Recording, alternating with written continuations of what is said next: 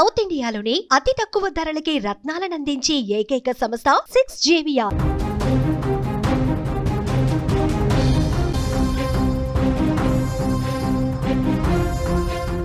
ఒకప్పుడు భారత్ అంటే కేవలం పక్కన ఉన్న పాకిస్తాన్తో పోరు, సరిహద్దు వివాదాలు అనేంతవరకే ఉండేది.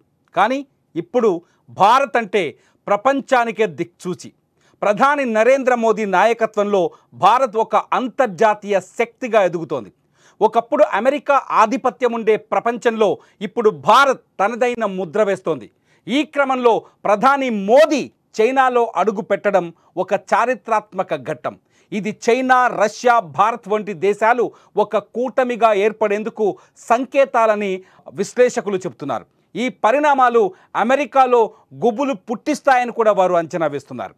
ప్రధాని నరేంద్ర మోదీ చైనా పర్యటన ప్రపంచ రాజకీయాల్లో ఒక కీలక మలుపుగా మారింది. 2020లో గల్వాన్ లోయ ఘర్షణల తర్వాత మోదీ చైనాలో పర్యటించడం ఇదే మొదటిసారి. ఈ పర్యటన అమెరికాకు ఒక బలమైన సందేశాన్ని పంపుతుందనే అంచనాలున్నాయి. అమెరికా అధ్యక్షుడు డొనాల్డ్ ట్రంప్ అనుసరించిన సంరక్షణాత్మక వాణిజ్య విధానాలు, ముఖ్యంగా ఇతర దేశాలపై విధించిన టారిఫ్లు ప్రపంచ ఆర్థిక వ్యవస్థను బాగా దెబ్బతీశాయి. ఈ నేపథ్యంలో భారత్, చైనా, రష్యా వంటి దేశాలు ఒకే వేదికపైకి రావడం అమెరికాకు పెద్ద సవాల్ని విసిరిందనే చెప్పాలి. ఒకప్పుడు పాకిస్తాన్తో మాత్రమే పోరాటం అనుకున్న భారత్ ఇప్పుడు అమెరికాకు ధీటుగా ప్రపంచ రాజకీయాలను శాసించే స్థాయికి చేరుకుందని చెప్పాలి. జపాన్ పర్యటనలో విజయవంతమైన తర్వాత ప్రధాని నరేంద్ర మోదీ చైనాలో ఇవాళ అడుగుపెట్టారు. తియాన్జిన్కు ఆయన చేరుకున్నారు. చైనా చేరుకున్న భారత ప్రధానమంత్రి నరేంద్ర మోదీకి అక్కడ ఘన స్వాగతం లభించింది. టియాన్జిన్లోని బిన్హాయ్ అంతర్జాతీయ విమానాశ్రయానికి చేరుకున్న మోదీకి అక్కడ నివసిస్తున్న ప్రవాస భారతీయులు బ్రహ్మరథం పట్టారు. భారతీయ సంప్రదాయ నృత్యాలు, సాంస్కృతిక ప్రదర్శనలతో ఆయన్ను ఆహ్వానించారు. వందే మాతరం, భారత్ మాతాకి జై అంటూ దేశభక్తి నినాదాలతో ఆ ప్రాంతమంతా మారుమోగింది. ఇక షాంఘాయ్లో రేపు సహకార సంస్థ శిఖరాగ్ర సదస్సులో ఆయన పాల్గొంటారు. ఈ సదస్సులో ఆయన చైనా అధ్యక్షుడు జిన్పింగ్తోనూ, రష్యా అధ్యక్షుడు పుతిన్తోనూ భేటీ అవుతారు. ప్రపంచ ఆర్థిక వ్యవస్థకు స్థిరత్వం తీసుకురావడానికి భారత్, చైనా కలిసి పనిచేయాల్సిన అవసరం ఉందని మోదీ అంతకుముందు జపాన్లో మీడియాకి ఇచ్చిన ఇంటర్వ్యూలో చెప్పారు. అందుకే మోదీ ఇప్పుడు స్మార్ట్ సిటీలు, క్లీన్ ఎనర్జీ, కృత్రిమ మేధస్సు వంటి అంశాలపై దృష్టి పెట్టారు. ఈ విజన్ ప్రపంచానికి భవిష్యత్తు మార్గాన్ని చూపిస్తుందని చెబుతున్నారు. మరోవైపు మోదీ జపాన్ పర్యటనలో భారత్, జపాన్ మధ్య 13 ఒప్పందాలు కుదిరాయి. సెమీ కండక్టర్లు, టెలికాం, క్లీన్ ఎనర్జీ వంటి రంగాల్లో జపాన్ భారత్లో 6 లక్షల కోట్ల పెట్టుబడులు పెట్టడానికి ముందుకొచ్చింది. ఇవన్నీ మోదీ ప్రభుత్వం ప్రపంచంతో బలమైన సంబంధాలు ఎలా ఏర్పరచుకుందో తెలియజేస్తున్నాయి. ఇవన్నీ చూసి అమెరికా తన విధానాలను మార్చుకోవాల్సిన అవసరం ఉందని చెప్పవచ్చు. లేకపోతే అది ప్రపంచంలో తన స్థానాన్ని కోల్పోయే ప్రమాదం ఉంది. మోదీ దూరదృష్టి కేవలం భారత్కు మాత్రమే పరిమితం కాదు, అది ప్రపంచ భవిష్యత్తును కూడా నిర్దేశిస్తుందని విశ్లేషకులు అంచనా వేస్తున్నారు. చైనాలో మోదీకి దక్కిన ఆహ్వానాన్ని చూస్తేనే మోదీకి ప్రపంచం ఎంత దగ్గరగా ఉంది, మోదీని ప్రపంచం ఏ స్థాయిలో అభిమానిస్తుందనేది అర్థమవుతుంది. చైనాకి, భారత్కి మధ్య విద్వేషాలున్నాయి, సరిహద్దు వివాదాలున్నాయి, గల్వాన్ వంటి గొడవలున్నాయి. ఈ నేపథ్యంలో చైనా పాకిస్తాన్కి మొన్న ఆపరేషన్ సింధూర్లో పూర్తి స్థాయి మద్దతిచ్చింది. ఈ నేపథ్యంలో భారత్కి, చైనాకి మధ్య తీవ్రమైన అగాధం ఏర్పడిందనే చర్చ నేపథ్యంలో అమెరికా పొడిచిన వెన్నుపోటుని దృష్టిలో ఉంచుకొని అమెరికా భారత్తో స్నేహాన్ని నటించింది. అమెరికా భారత్కి దగ్గరగా ఉన్నట్టు చెప్పింది. భారత్ మా మిత్రదేశం అన్నది. At the same time Pakistan కూడా చంకలో పెట్టుకొని మాట్లాడింది అమెరికా. పాకిస్తాన్కి 19% టారిఫ్లు విధించిన అమెరికా రష్యా నుంచి ఆయిల్ దిగుమతి చేసుకుంటున్నామనే వంకతో భారత్ పైన 50% టారిఫ్లు విధించింది. 50% కూడా 2 దఫాలుగా, మొదటి దఫా 25% టారిఫ్లు, రెండో దఫా 25% టారిఫ్లు, మొత్తం 50% టారిఫ్లు విధించింది. నిజానికి డొనాల్డ్ ట్రంప్ టారిఫ్లు ప్రకటించినప్పుడే ట్రంప్ తన దుర్బుద్ధిని బయటపెట్టాడని చెప్పాలి. ఎందుకంటే పాకిస్తాన్ పైన 19% టారిఫ్లు విధించి, సుంకాలు విధించిన డొనాల్డ్ ట్రంప్ ఇండియా పైన మొదటి దఫాలో 25% సుంకాలను విధించాడు. అంటే పాకిస్తాన్ని చేరదీసేందుకు అమెరికా ప్రయత్నిస్తోంది. పాకిస్తాన్ని చంకలో పెట్టుకొని పదే భారత్ని బెదిరించే ప్రయత్నం చేస్తూ వస్తుంది. ఈ నేపథ్యంలోనే ప్రధాని మోదీ అమెరికా వంటి దేశాలు ఎప్పటికైనా బెదిరింపులకు దిగుతాయి, ఆధిపత్యాన్ని చలాయిస్తాయనే విషయాన్ని ముందే గమనించిన దూరదృష్టి కలిగిన ప్రధానిగా మోదీ తన సత్తాను చాటబోతున్నారు. దాదాపు 40 దేశాలకు అమెరికాకు ఎగుమతయ్యే వస్తువులను కావచ్చు, అమెరికాతో కుదుర్చుకున్న వ్యాపార ఒప్పందాల విషయంలో కావచ్చు, భారత్ అమెరికాకి చుక్కలు చూపించే అవకాశం కనిపిస్తోంది. దాదాపు 40 దేశాలు, ముఖ్యంగా బ్రిక్స్ దేశాలు ఏవైతే ఉన్నాయో, ట్రంప్ వ్యతిరేకిస్తున్న బ్రిక్స్ దేశాలు ఏవైతే ఉన్నాయో ఆ బ్రిక్స్ దేశాలకి భారతదేశం నుంచి వస్తువులను ఎగుమతి చేయాలని ఆలోచన చేస్తున్నారని తెలుస్తోంది ప్రధాని మోదీ.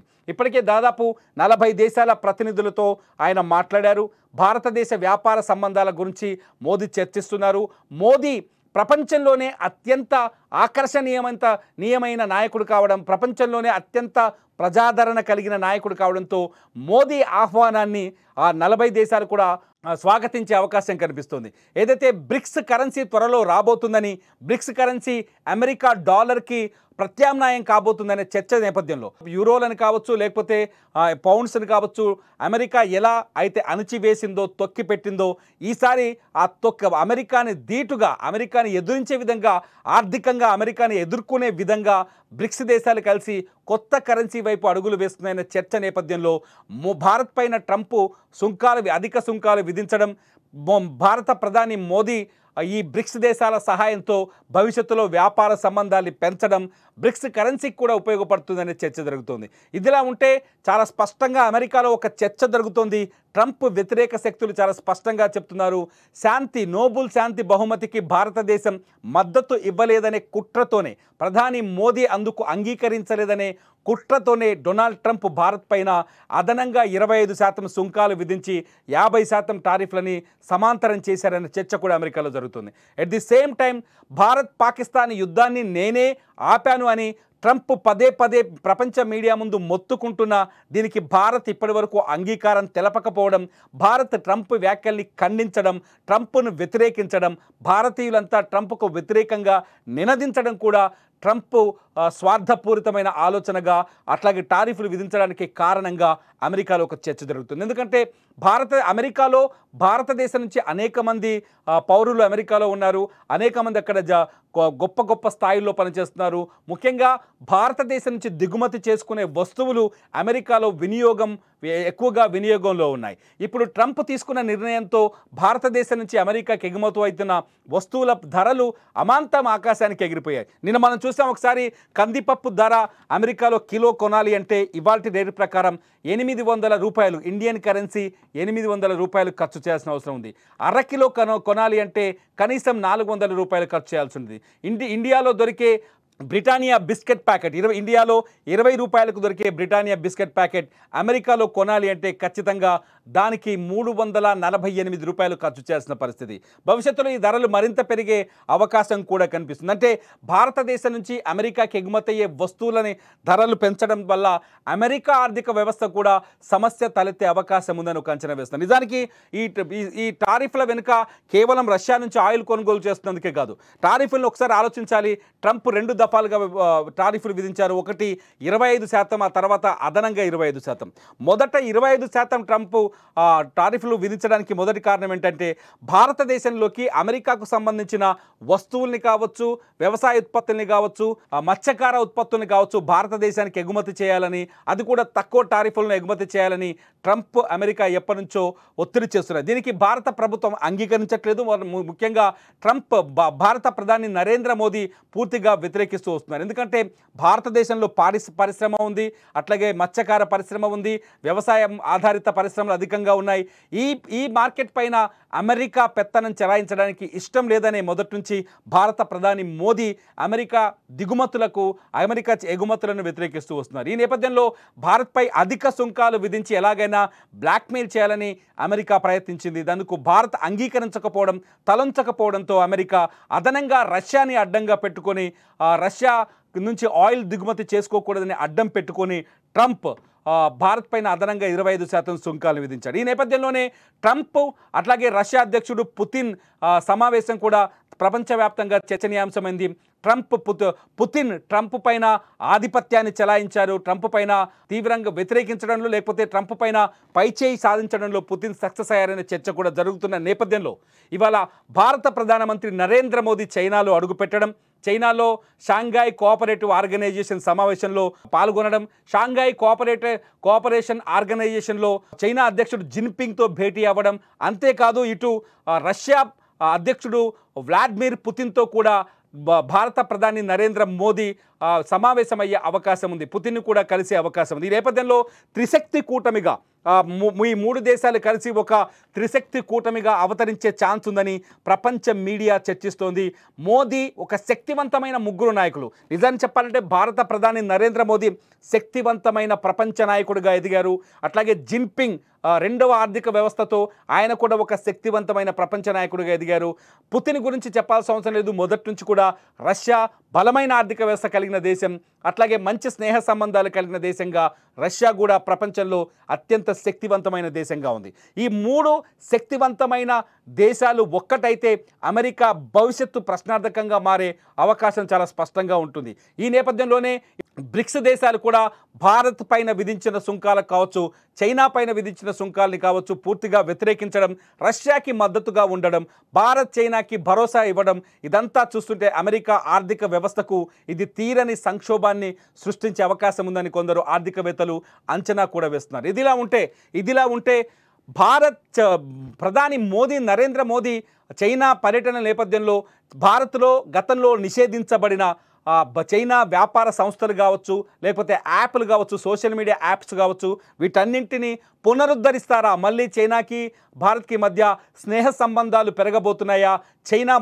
భారత్ మార్కెట్లో చైనా వస్తువులు మళ్ళీ కనిపించే అవకాశం ఉందా అనే చర్చ కూడా జరుగుతుంది. ఎందుకంటే పారిశ్రామిక రంగంలో చైనా ప్రపంచంలో ముందు వరుసలో ఉంది.